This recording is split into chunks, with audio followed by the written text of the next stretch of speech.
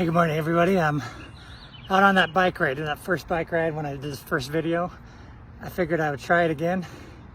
And those hills are still not easy. I have them sitting off, taking a break in the shade because those hills are kicking my butt right now. Which just reminds me of, the hills are always there.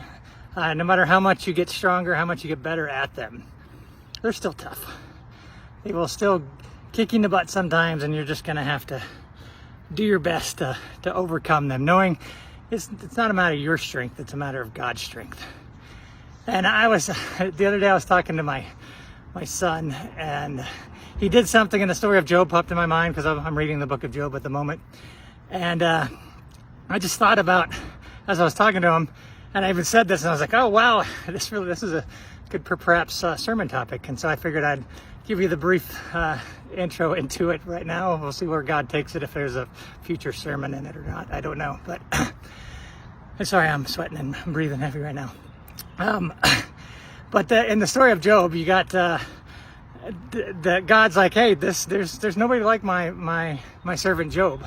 And the devil's like, oh yeah, well, go ahead and tempt him, test him, give him those hills in life, and he'll stop believing and trusting in you.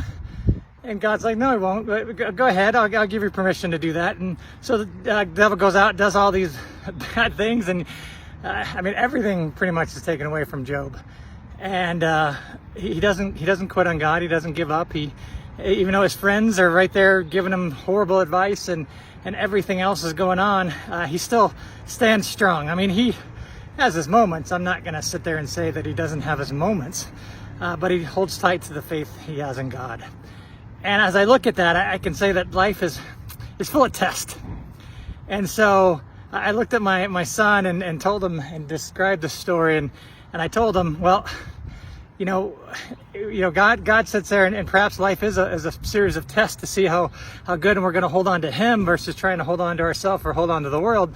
So are you going to prove God right, or are you going to prove Satan right? Because Satan will say that, yes, take everything away, give him tough times, give him those hills, and he will stop believing in you.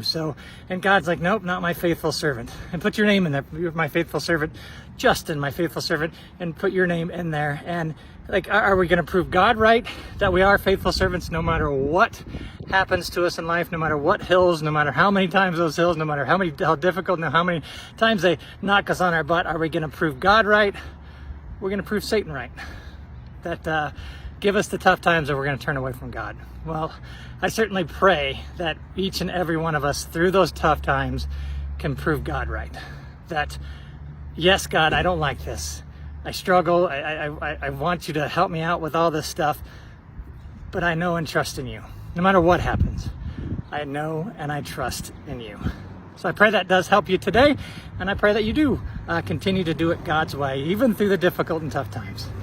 So God's blessings to you on this day. Take care. Bye-bye.